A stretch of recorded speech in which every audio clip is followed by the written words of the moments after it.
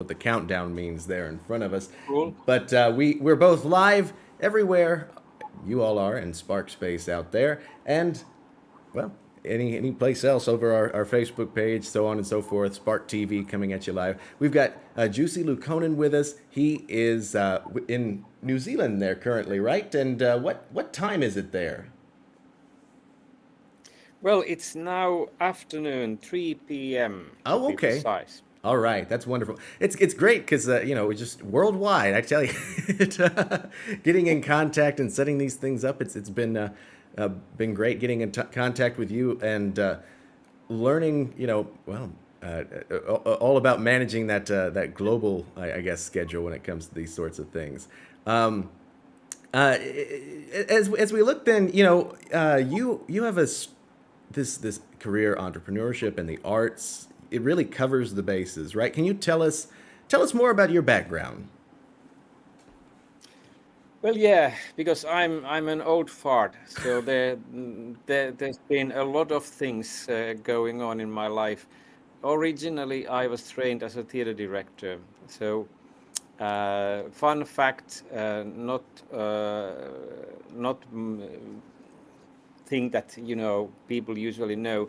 I I established my first theater ensemble or group when I was 16 during 70s. So I've been a theater nerd, and then Finnish broadcasting companies, radio theater. They saw something in me and asked if I could join them, and I spent there good 4 years or so.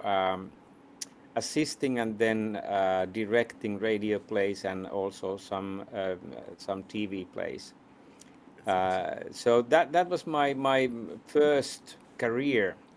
Uh, I traveled around Finland directing plays, altogether close to 50.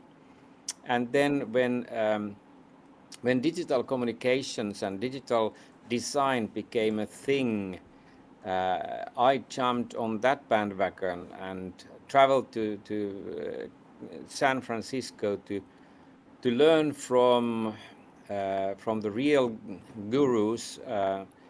Mark Cantor established Macromind as a first uh, company to really understand how to combine animation, interactivity, and build new storytelling methodologies and paradigms. So I went there and studied, and I became Macromind developer.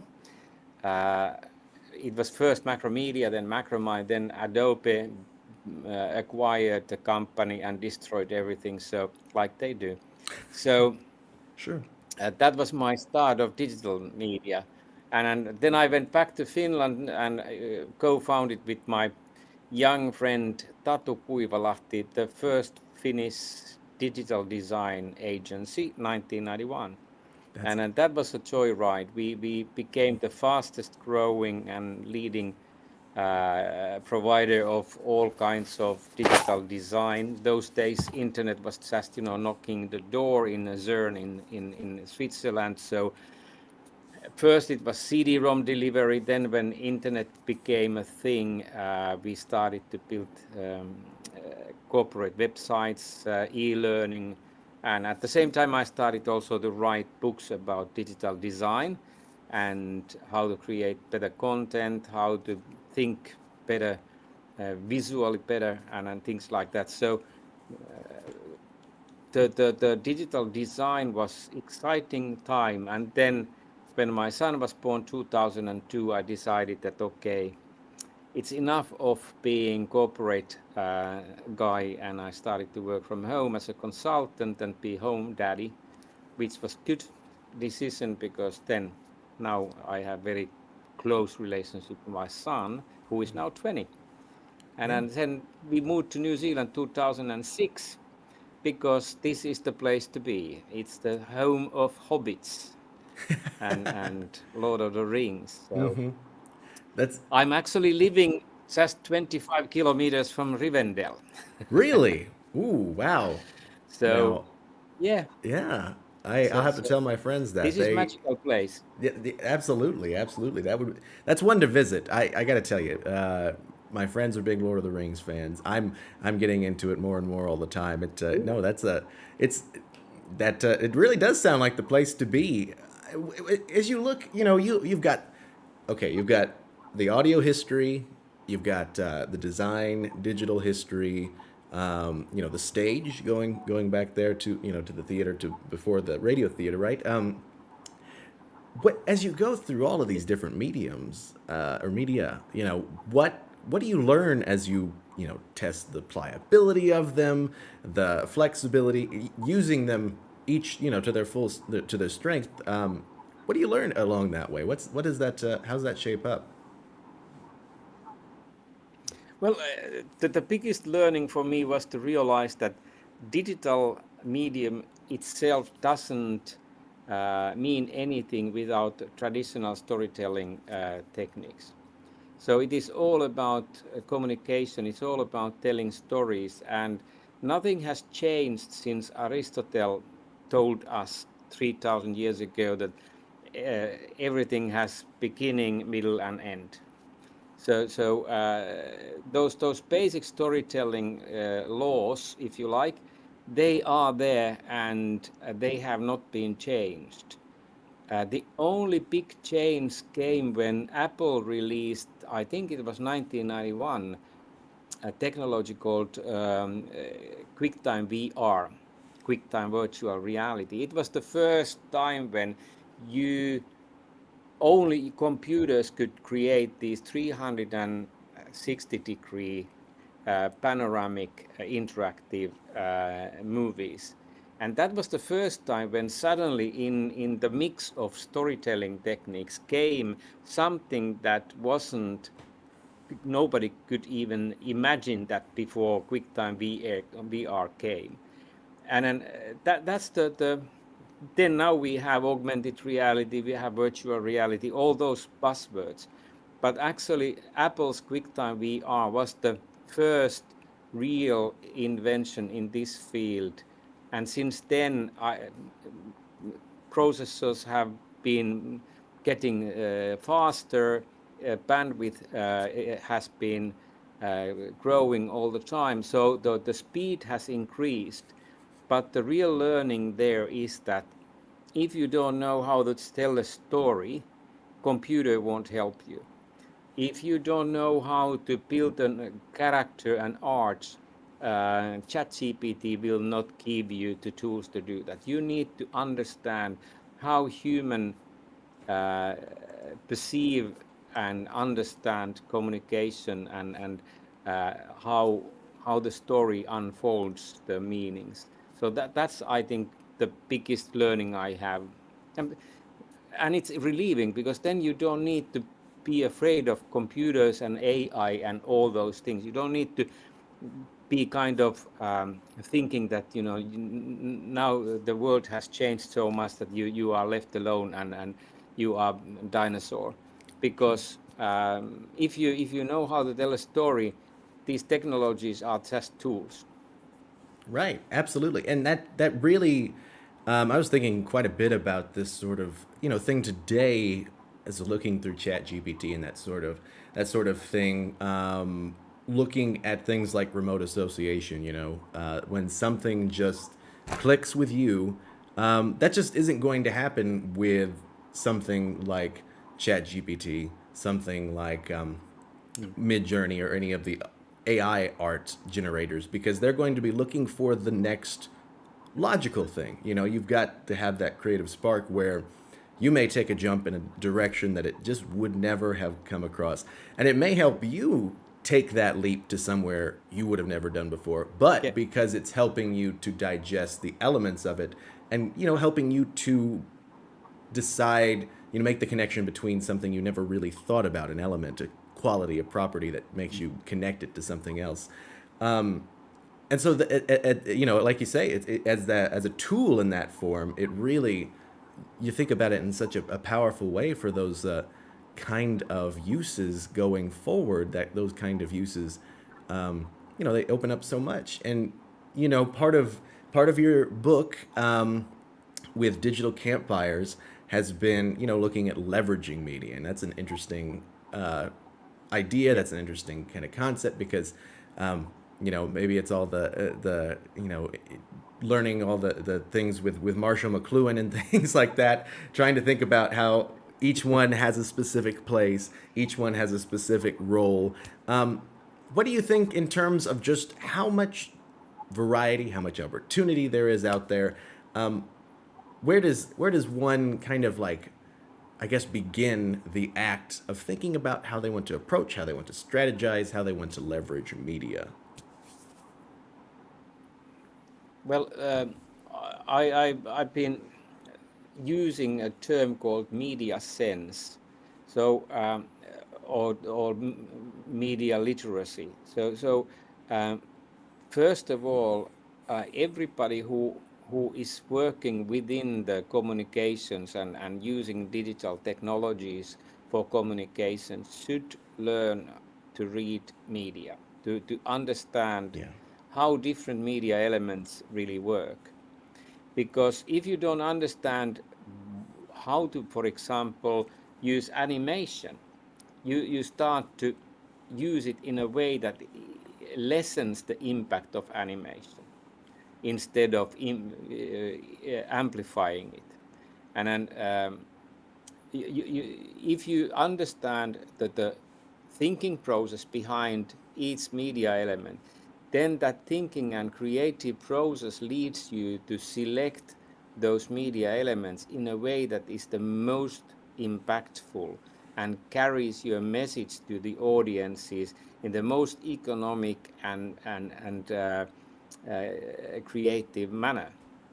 But if you don't understand the thinking behind each media element, if you don't understand the creative process that is involved when you create, for example, voiceovers, audio, when you create soundscapes, when you create animation, whether you create effects or stories, how to use documentary videos versus feature video. So if you don't understand those uh, methods and thinking processes, you will make your message thin and confusing instead of sharp and focused and impactful.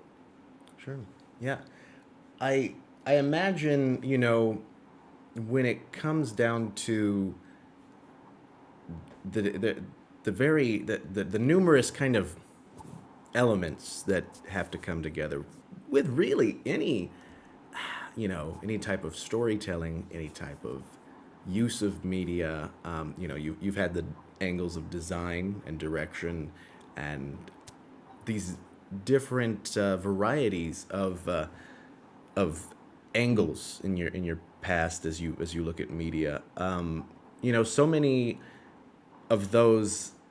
It really does kind of become a matter of finding all those different constituent parts, all those different um, building blocks that put together this medium in any form. The writing, the design, the layout, all of those things. Matter in a sense, regardless of the medium. When it comes to the quality of audio, when it comes to the sound design, there's an element of design in all these sorts of things. Um, when people are looking then to to find this sort of strategy looking forward, I guess. Well, first of all, I think the biggest part of that. Could you describe your own history, your history as far as putting together your book, Digital Campfires, goes? Can you tell us more about that, just to give us more on that? Well, it's because those days, early 90s, there were no education in this field. There were no universities teaching digital design anywhere in the world.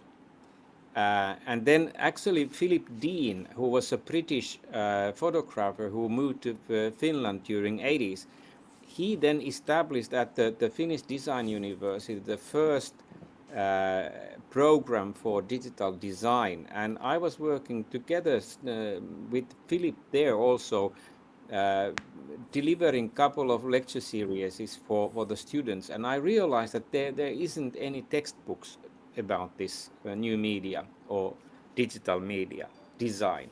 So I decided that, okay, it's my task now to write down what I have learned so that people have access. And also it was a way to educate customers, to help them to understand what they are buying when, for example, the corporate communications people wanted to create digital assets for communication. So I wrote the book, my first book in Finnish language, describing those basic principles that you need to understand in order to really be successful in your digital communications. And it was because we were right on the emerging edge of everything. Sure. So there were no people you could call and ask, hey, what do you think about this, and how do you do that? Because Pixar was still working on Toy Story, the first Toy Story. All these things were just emerging. There Right. were no database or anything around those things. So it was just trial and error. You needed to find new ways to use these digital tools, and then learn first yourself, and then based on those learnings I started to put those concepts and models together. And then one of the very first eureka moments for me was when it was 1991. One lady from the Finnish the Ministry of Health came to our office, and she was a lawyer, and Finland was in a process of joining European Community those days. So they wanted to give all health professionals, nurses, doctors, but also lawyers in that field, a way to understand European Community's decision-making process.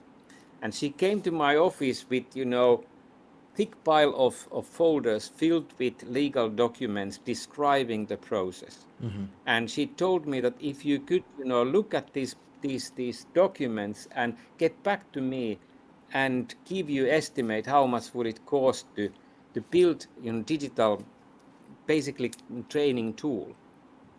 And I started to read those, and I didn't understand a bit, because it was legal terminology, and European Community is very bureaucratic. It's very multifaceted organization. So I started to draw a map of that process. And then, because I needed to know how the decision-making process forwarded throughout the organizational structures, I started to put, different colored dots moving around this map. And then I animated those dots, and when you click a dot, it went to different parts of the map depending on the which part of the dot you clicked.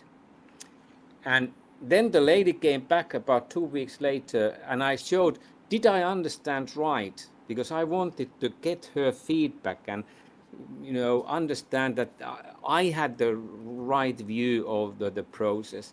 And she was looking at my computer screen dumbfounded, like, what the hell? And asking, did you do this? Yeah. Could you tell that is this now the right path that the decision making process goes? This is what I wanted to have, she said. This was just my tool to understand your need.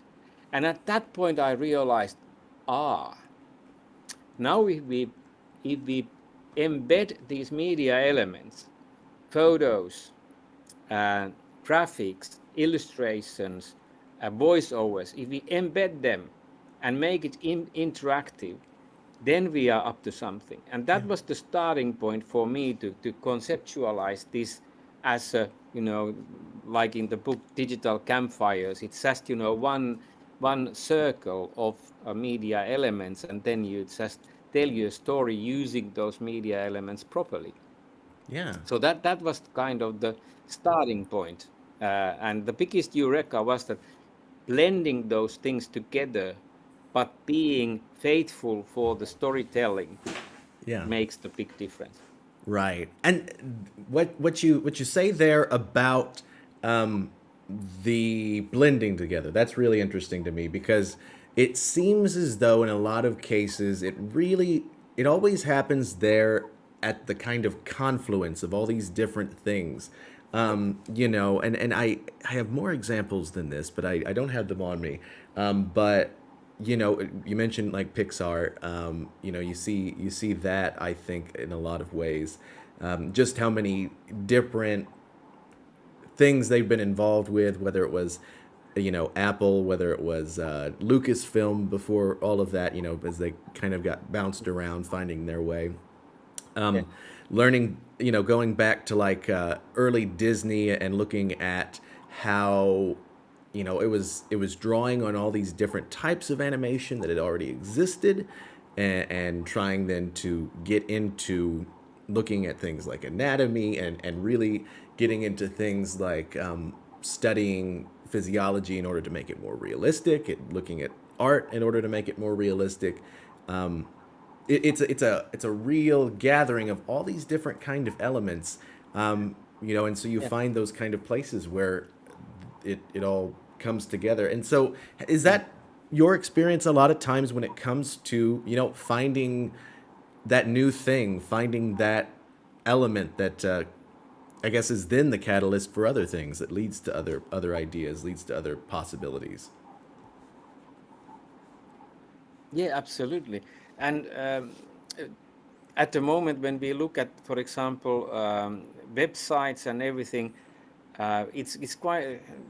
I would say, 2/3 of everything that is online is very boring because it's linear. It's just, people have not understood that the essence of digital communication is non-linearity, Sure. embedded non-linearity. And then it means that, when you, for example, create a website, uh, nowadays you see those websites that are very stylish and really, flashy, and then, have everything that HTML5 and whatever, technologies behind can produce, but still they are very linear. They just, force you to go linearly from A to B, and then there's no kind of side tracks available, and that makes things boring. And when you if you don't understand how to embed and merge those media elements, you create very boring stories, or not at all stories. You create, bullet lists, visual bullet lists that just lessen the meaning. And then you have, I saw one Chinese company, their website, uh, they were using pink, gold, green, and every color in the neon palettes, Yeah. and everything was blinking and flashing, and it was just, I almost got migraine by watching it, because there were no understanding, for example, about color theory and how human brain processes the color. Right. For sure. And that's really, So you be yeah. careful. Yeah, for sure. And it really lends itself well in a lot of ways just for people that allow themselves to be curious about a lot of different things, to dive into these kind of places like color theory, these kind of places where like sound design, like visual design, things like that, where you can draw out so much insight into how to reach people, and then how to get a response, how to affect people once you've reached them. You know what I mean? And I think that's a really powerful thing, that continuous learning. And I know that you talk about that as well in your book. What, Mm. as far as that culture of learning, as far as the structures of learning, what have you learned about about learning? Well, the biggest learning about learning was that there has not been big invention since Bloom created his Bloom's taxonomy, which I use in my book. Yeah. So that's 1956, I guess, Benjamin Bloom created Bloom's taxonomy. And one person I really loved working with was Dr. Ari Alamäki, who was in my team 20 years ago, and he did his PhD about learning technologies, and it was he who then kind of inducted me into the pedagogy and the science behind learning. And Ari was very clear telling me that, well, Bloom's taxonomy covers it all. If you understand that one, then you understand how to build learning solutions. And then we were 20 years ago in a place where Ari Alamäki and we wrote a book called E-Learning. And we were there watching this emerging of new learning management systems, and it was just painful to see that they were all just technical contraptions which didn't, they were admin tools which didn't have not a single creative bone in their structures. And suddenly, you know, technology was used to dumb people and not educate them. And that has still been the case. So we have all kinds of online learning opportunities. And if you go there, you find out that most of them are just PowerPoints on steroids and with some videos and talking heads and boring like hell. And nobody has been thinking, what is the real nature of learning in terms of, like Steve Jobs always said that he wanted to be in the intersection of liberal arts and technology. Yeah. And education people have forgot the liberal arts. They've been just focusing on technology and building these unbelievably clunky learning management systems. And there's no learning in that. And e-learning is actually misleading because there's no e-learning apart from your brain. It is electromagnetic stuff, but learning happens in your head. What technology can do is to assist that learning process. If you understand Bloom's taxonomy and what are the levels of learning where you need to understand what kind of information you give people in order to take them up to the next level, and not mix those levels or just, you know, misunderstand those levels. Certainly, certainly. I think that that's a really, you know, that's the powerful idea of just building out, you know, a culture to cause us to learn, and building out these ways that we allow ourselves to learn, and you know, finding again those intersections, the cross pollination, the interdisciplinarity of it all. Can lead to so many different insights, so many different ideas, and that seems to be at the heart of, you know, the concept of a digital campfire, the concept of all these different things. Yeah. And you know, I've been thinking as well about, you know, how you kind of find that edge within media, you know, leveraging that media. Part of what I think of oftentimes, mainly based on my readings of, like, you know, on Pixar and the like, has been, you know, you combine both the technology and the technique and the talent, and you get those together. And once you've got something unique going on, and something with real power behind it in each of those kind of areas, you can really find a way to get in and you know, to create that edge. At least as that's my running theory anyway. As far as finding that kind of complement of arts and technology, Do you think that there are areas there that are still to be explored? You know, like Steve Jobs wanting to find that place between those two. What do you think needs and can be still explored about those kind of that intersection there? Well, I think one thing that needs to be explored more is actually it's more about being human, and we need to explore more about the ethical sides of everything, because now we have so powerful tools to create fake news and deep fake and all those scary scenarios that if we don't explore and really discuss and think deeply what are those ethical ramifications of everything, then we are going to build very destructive way of using technology, and it can really harm and create more damage than it can construct good. So whenever there has been this well, Renaissance was a good example, because when Renaissance started to bloom in Italy, you know,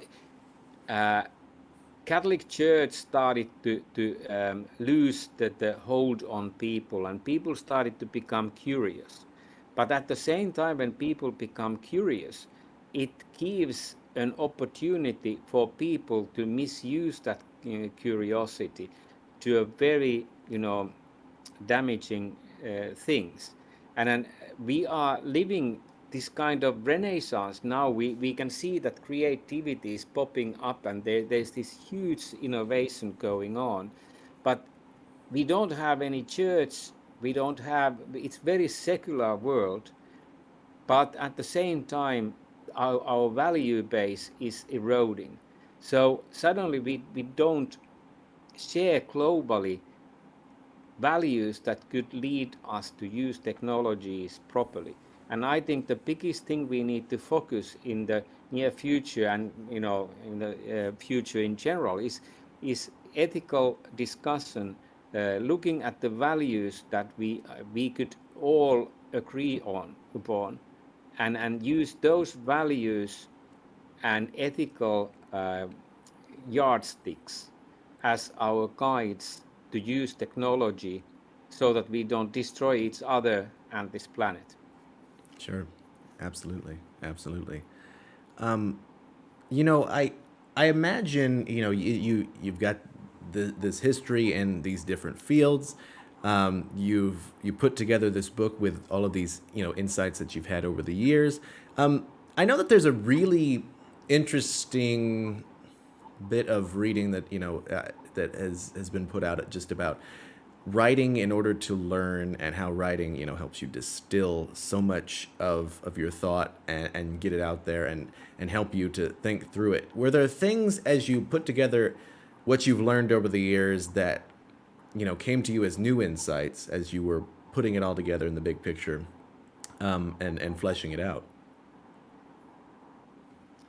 Well, there are always, when you explore new things, that there are those moments of, oh shit, I didn't know this.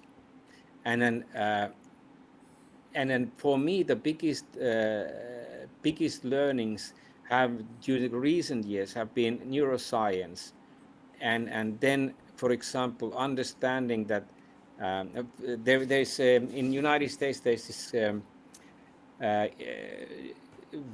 Heart Math Institute. Heart Math Institute is a non-profit organization, and they do heart research. They try to understand how human heart works, and they have found out that, for example, human heart has 90 centimeter diameter magnetic field around it, and it's 5,000 times stronger than magnetic fields in our brains.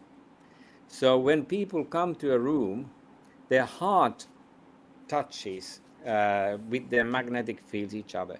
That was a big learning for me. I realized that that's why intuition can be stronger than your intellect, because your heart actually is thinking and feeling and decision making entity, and without heart can pump, and you can be a brain dead. But if your heart stops pumping, you are dead. Yeah.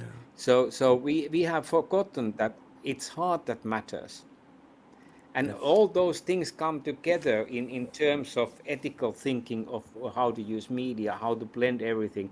Like when we tell a story, only those stories that touch your heart, you will remember.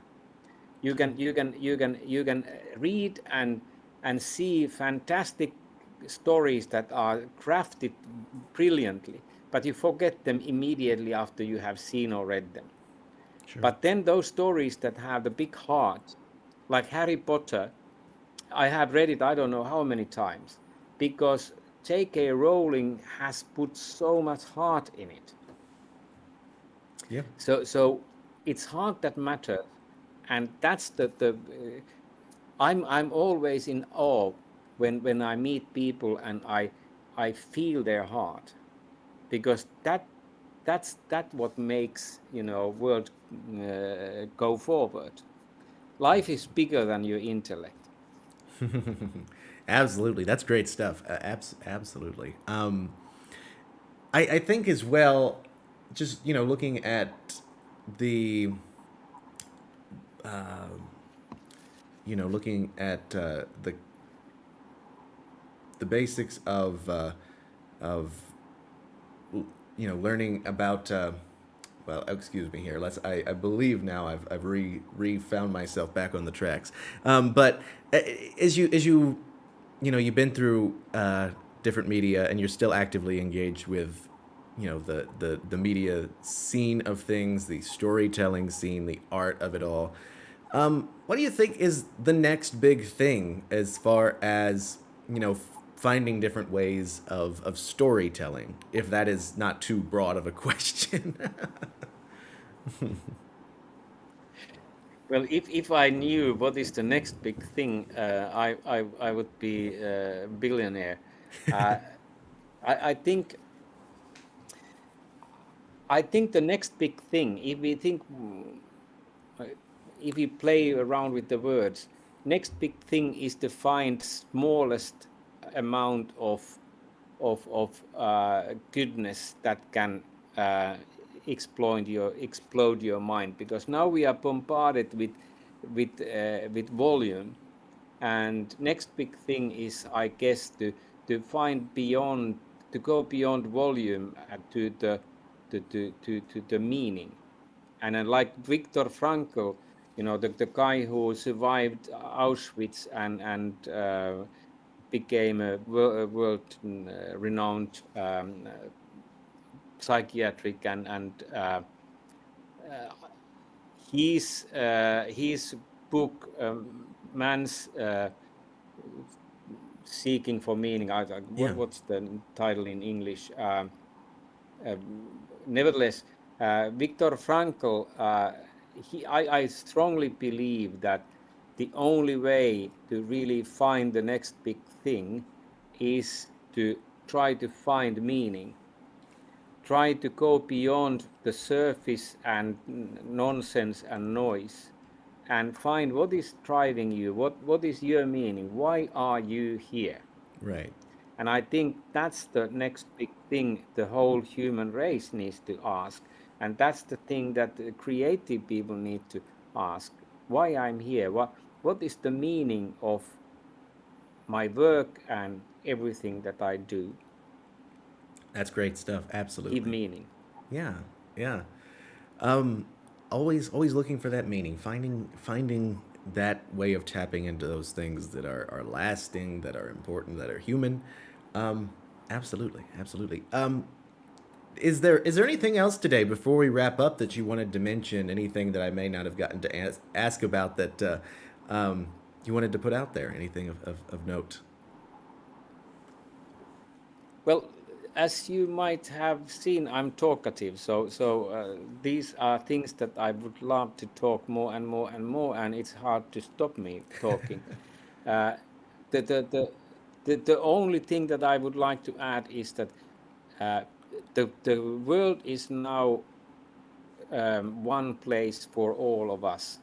And then what happens in Ukraine, what happens in Ethiopia, what happens in USA when there are shootings all over the place, it happens to all of us at the same time. And creative people need to take responsibility and start thinking what they can do to promote peace culture and education. Otherwise, we are screwed. Sure, sure. That's great stuff. And it's been an absolute pleasure talking to you. You know, you say you're talkative, but no, that's great. I think that's certainly what we're after here, and certainly helps our program to dive into these things and with your knowledge that you've gotten and insights there. And not only do you have insights here, you have insights in newsletter form, which people can check out. And is they can find that on your website, correct? They can find it on my website and from Medium, and I can send you also link, or it's my newsletter link is also in my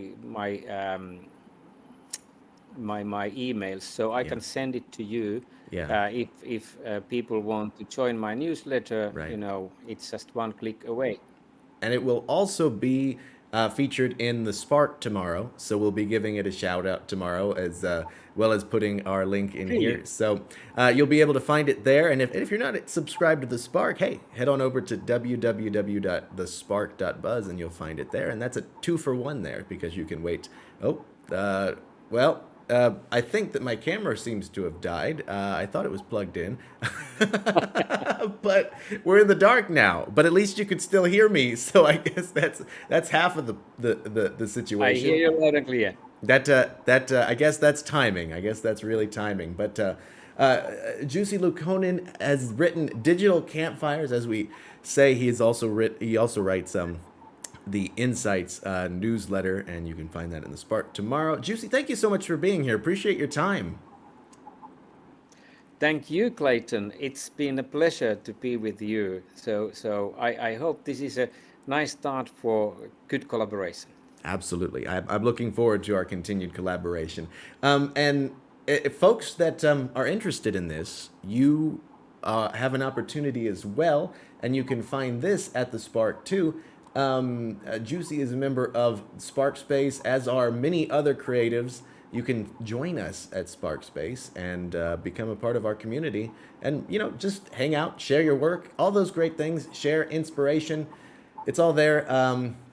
Go to the spark.buzz and it'll be at the top of the page. You can also find the link tree, which is linktree/Sparkspace community. Either which way you go, you can find it there. Jussi, thanks again. Appreciate it. And we'll talk soon. Thank you so much. See you. All right.